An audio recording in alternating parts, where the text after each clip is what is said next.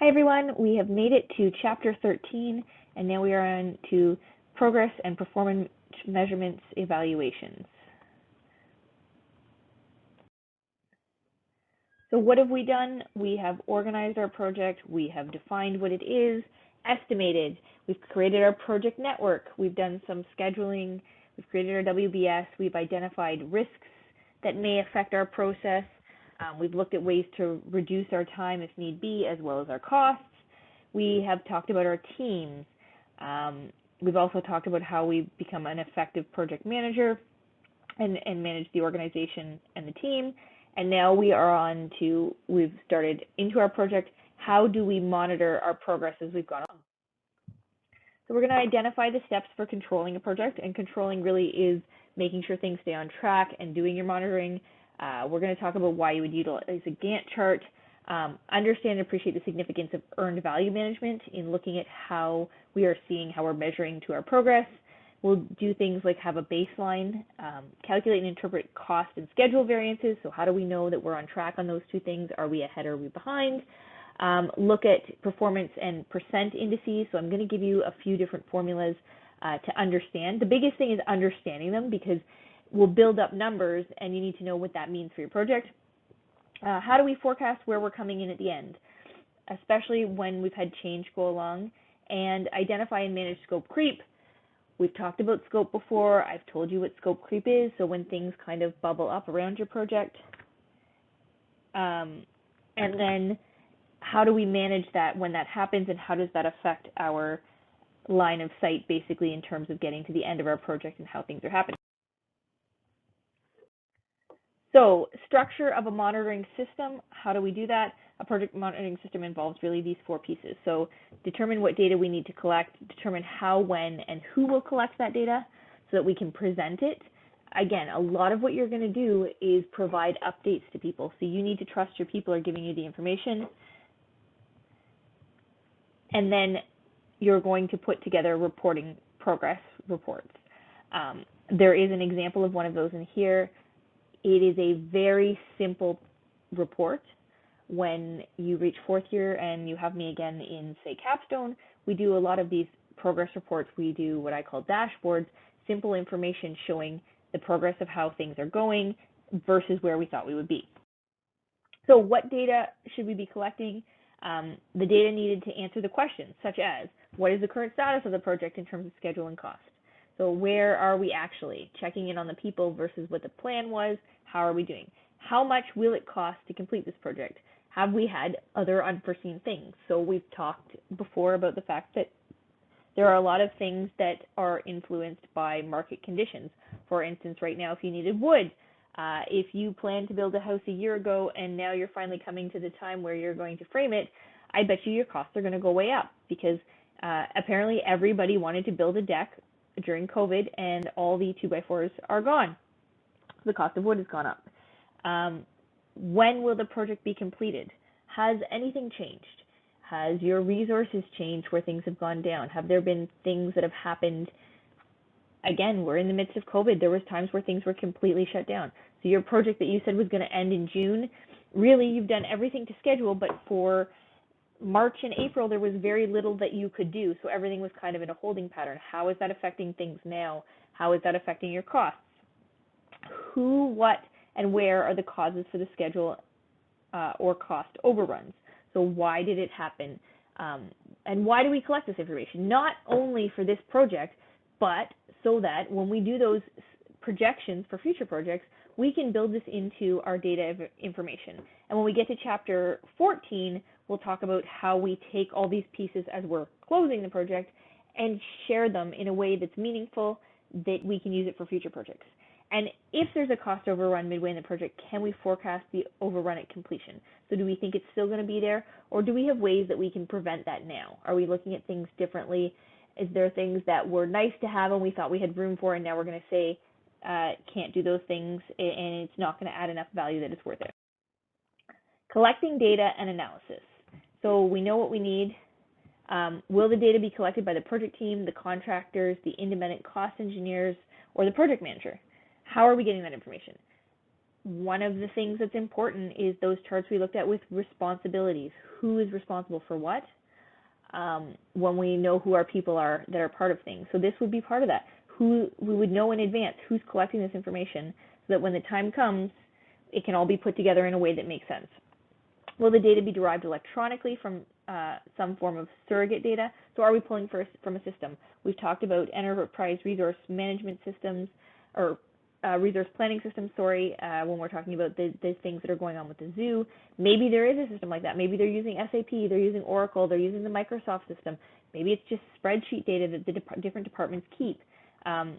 Oftentimes, a lot of organizations have what are called business managers for different departments, and they would be keeping this kind of information. Or you may have a business manager for your project team or for the project management organization within the company, and they're collecting the data as you go along. So it's as simple of, here's the 5 variables that I need information for, and you run a pivot table, or you do a VLOOKUP, or whatever the case happens to be. The more sophisticated your system is, the more likely the data is just going to be provided, and that you're probably going to report it more often because it's available.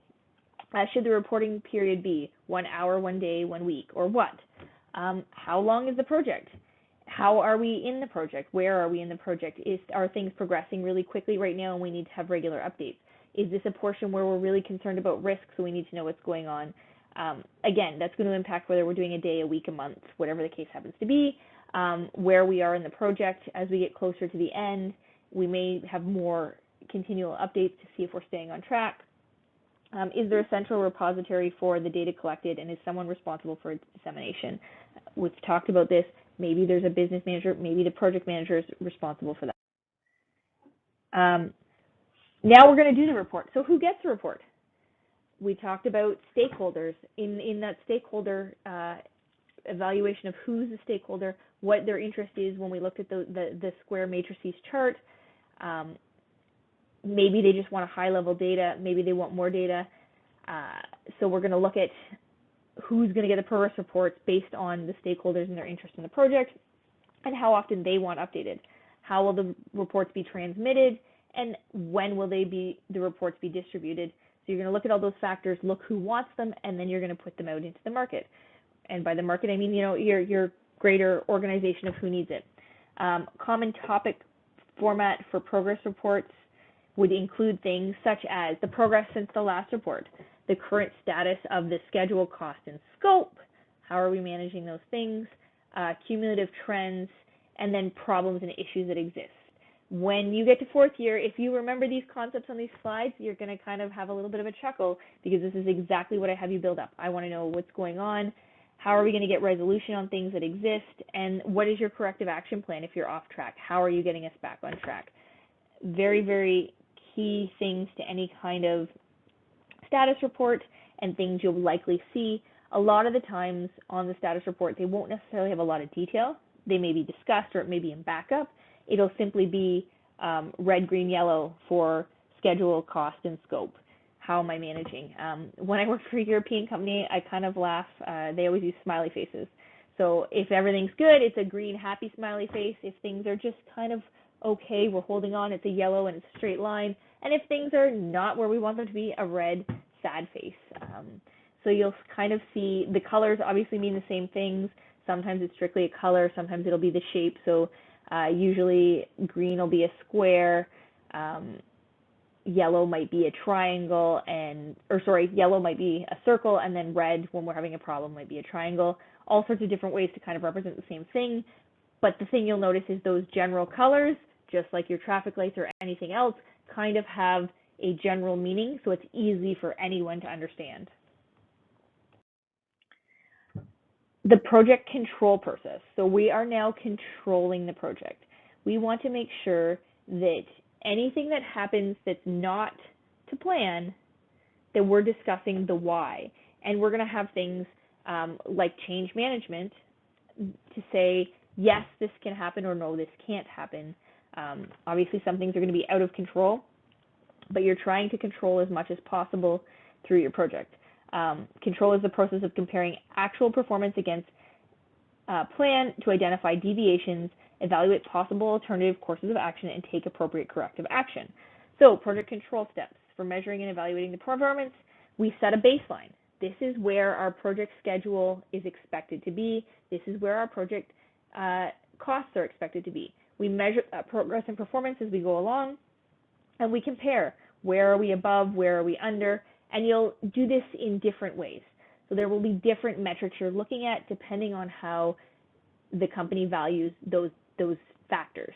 And then when we see that maybe we're not on track, either above or below, or we're behind schedule, or we're ahead of schedule, what kind of action are we taking to resolve the situation? Or maybe if we're ahead and it seems like things are good, is there a way to exploit the situation?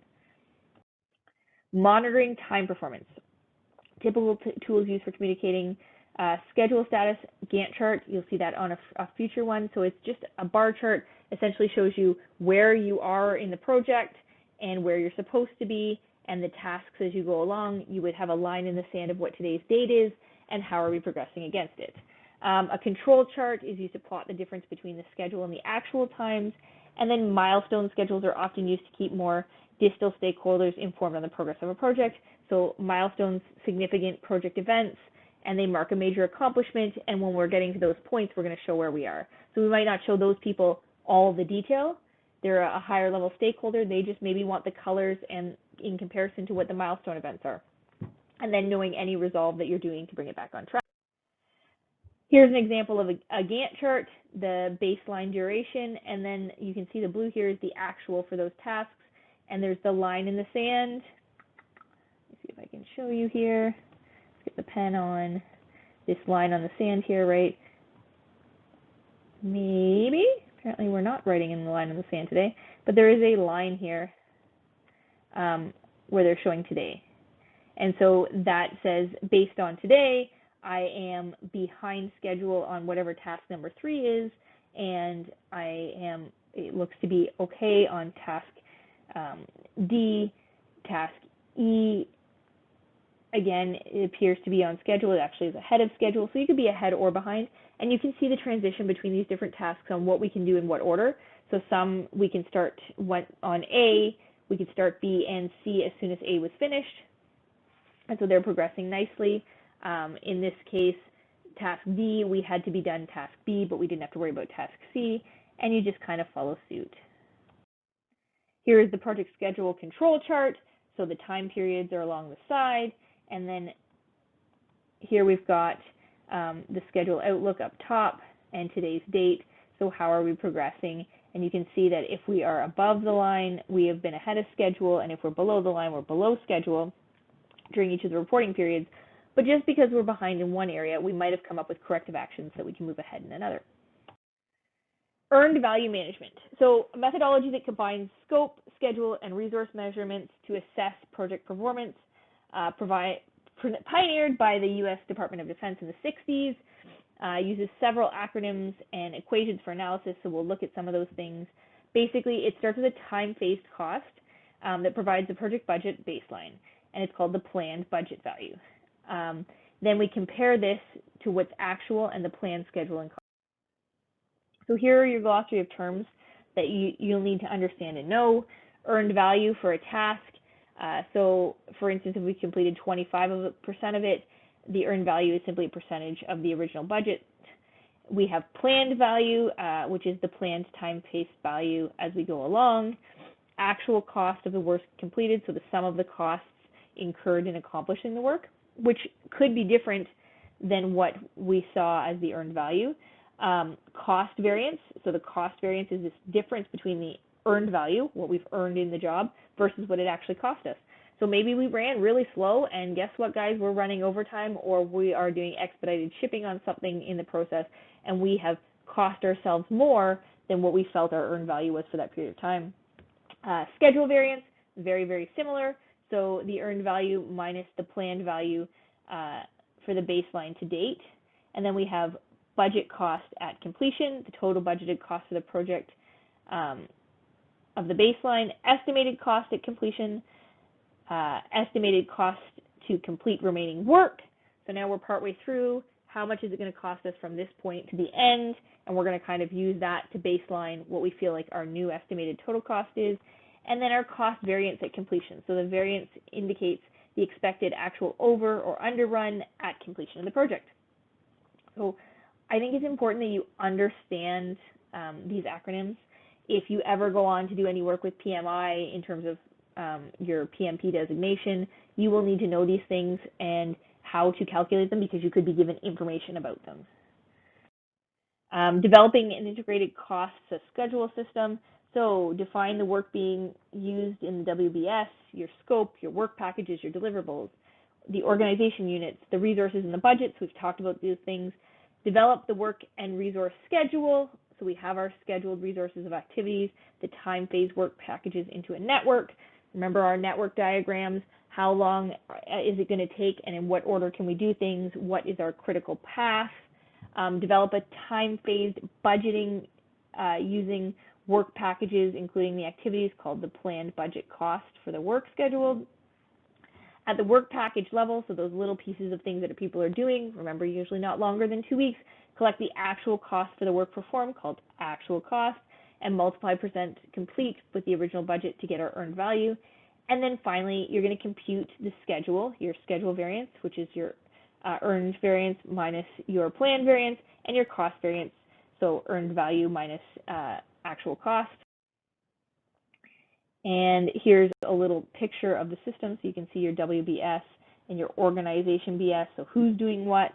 And now we've got our database of information.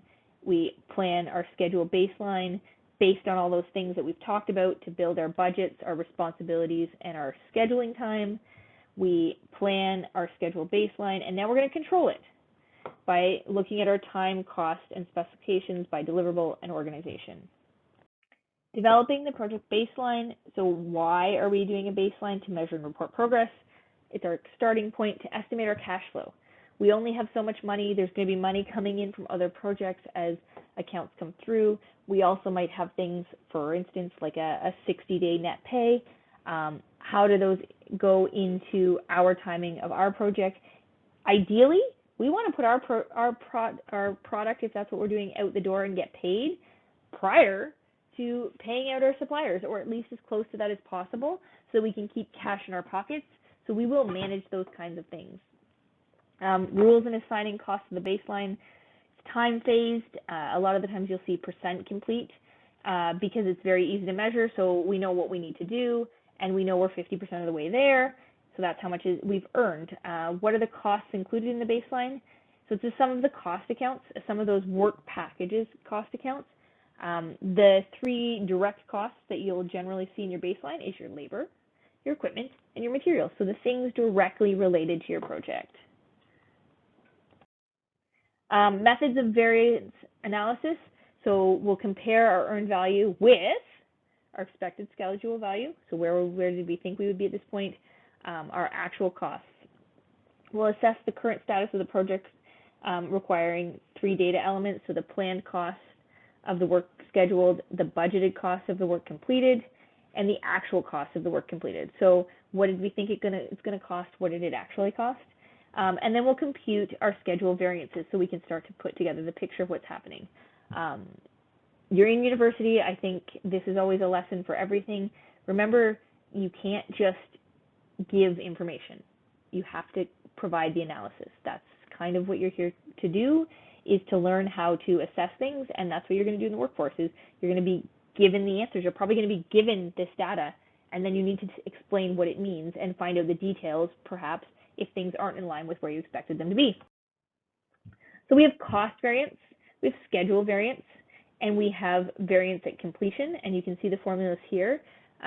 These are what we're going to kind of use to see how we're going along. Cost schedule graph, you can see where we expected to be, what value we've actually earned at this point, and then what our actual cost is and how are we going along. So in this case, if you look at the middle line of our planned value, we are clearly below that in our earned value. And unfortunately, our actual cost is above where we want to be. So we're kind of seeing a pattern here that we might be in trouble, and we're going to have to do something to bring our stuff back on track. Here are your different graphs that you could have.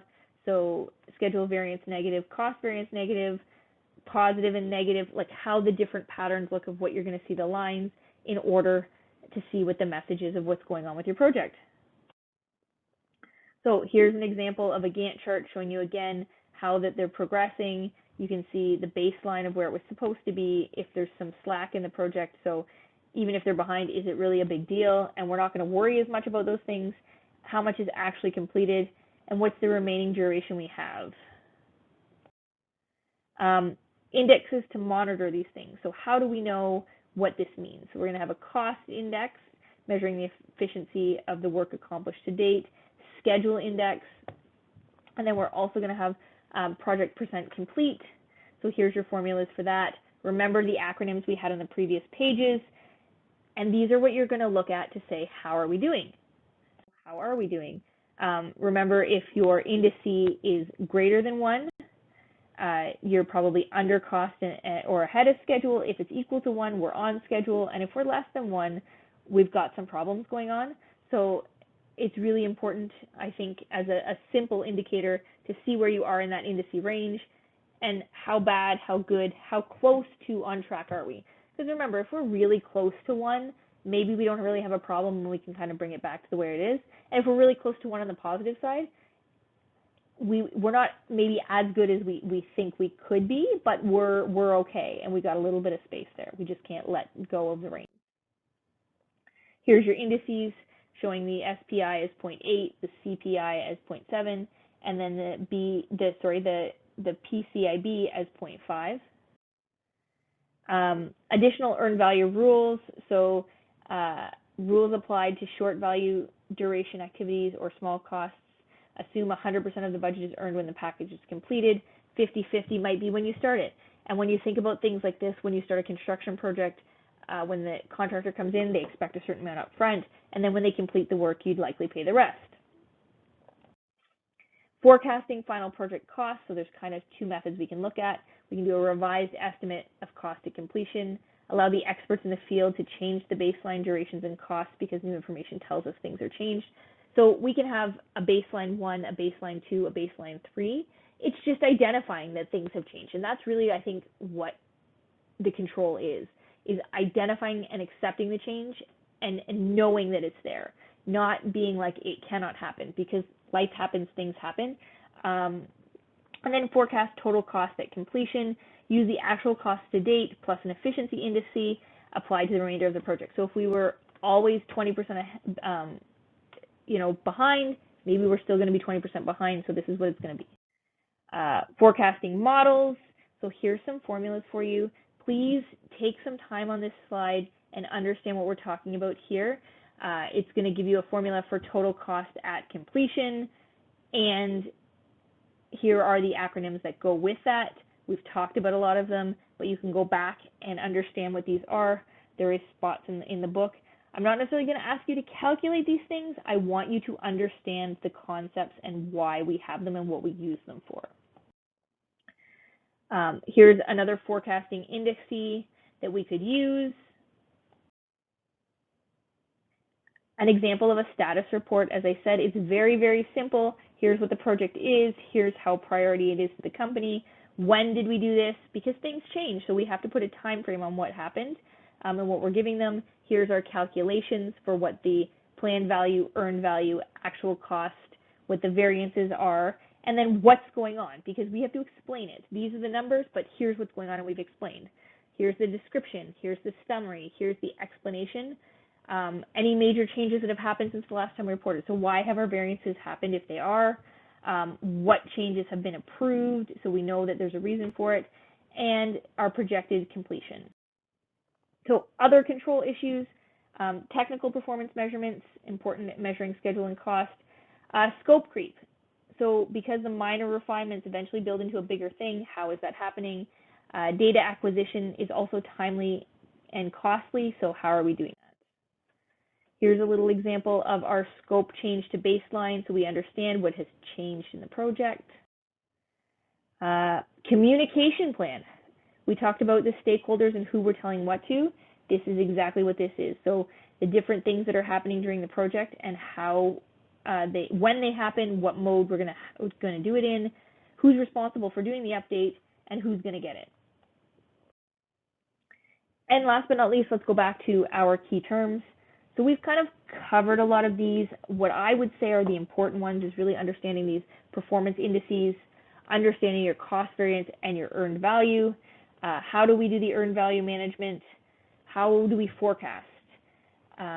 Other ones that are probably, again, more important in my eyes for things for you to know would be schedule variance. We've talked about scope creep, tracking and the Gantt chart and what that looks like, why we have the multiple lines on it, and then variance at completion. So where are we for the end of the project? I would say if you take those out of this, we don't necessarily need to manage all these ideas. There's a lot here. We just need to know we're controlling the project.